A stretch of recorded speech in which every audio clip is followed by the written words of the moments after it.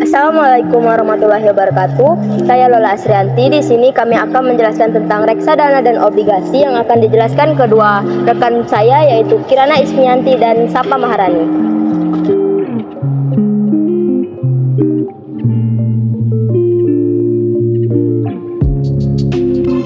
Halo, di sini saya akan menjelaskan mengenai reksadana. Apa sih yang kamu ketahui mengenai reksadana? Jadi, reksadana adalah produk keuangan yang dikumpulkan dari perorangan, masyarakat, ataupun kelompok melalui perusahaan investasi, melalui manajer investasi. Reksadana terbagi menjadi 4 jenis. Yang pertama ada reksadana saham, reksadana campuran, reksadana obligasi, dan juga reksadana pasar uang. Reksadana memiliki keuntungan dan juga kerugian. Pertama, saya akan membahas mengenai keuntungan. Apa sih keuntungan dari reksadana? Yaitu pertama, keringanan biaya, keringanan pajak, kemudahan investasi, kemudahan pencairan ataupun likuiditas. Selanjutnya itu tidak ada batasan modal atau minimal. Di balik keuntungan tersebut, tentunya reksadana juga memiliki kerugian. Yang pertama, itu ada resiko berkurangnya nilai unit penyertaan dan resiko likuiditas. Tentunya kalian bertanya bagaimana cara membeli reksadana. Yang pertama itu ada pembelian secara online, itu bisa melalui akun OVO ataupun sejenisnya.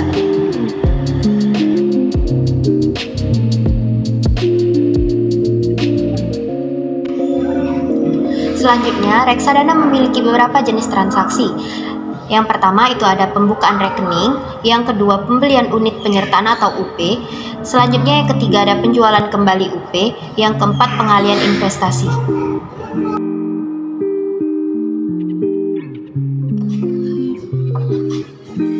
Oke, baik, selanjutnya saya akan menjelaskan tentang apa itu obligasi.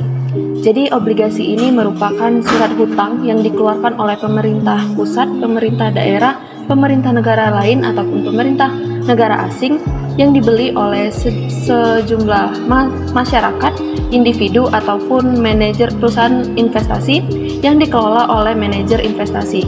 Kemudian hasil dana yang dikumpulkan oleh pemerintahan daerah, pemerintahan pusat, pemerintahan negara asing dan pemerintahan negara lain akan dibagikan kepada yang membeli surat hutang tersebut, ialah individu, sekumpul masyarakat, dan juga perusahaan investasi yang mengelola dana investasi tersebut. Selanjutnya, ada beberapa alasan orang-orang membeli obligasi. Yang pertama, obligasi itu dapat dijadikan sebagai jaminan pembayaran hutang apabila pemegang obligasi terdesak oleh kewajiban membayar hutang. Nah, untuk obligasi sendiri juga ada beberapa jenis obligasi dari segi penerbitannya. Yang pertama itu ada treasury bond, yang mana diterbitkan oleh pemerintahan seperti oleh Kementerian Keuangan atau oleh BI.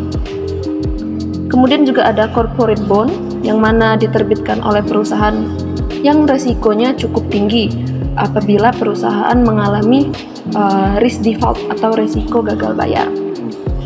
Yang ketiga ada municipal bond yang diterbitkan oleh pemerintahan daerah. Dan terakhir ada foreign bond yang mana diterbitkan oleh negara lain yang resikonya dalam bentuk foreign current atau mata uang asing dan beresiko gagal bayar juga. Kemudian ada juga jenis-jenis obligasi. Yang pertama itu ada obligasi tanpa kupon, obligasi tingkat bunga mengambang, putable bond, junk bond.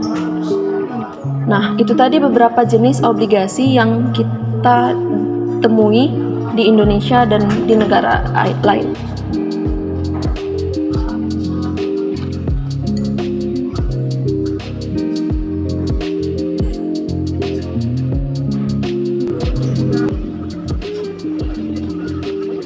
Demikianlah penjelasan dari rekan-rekan saya.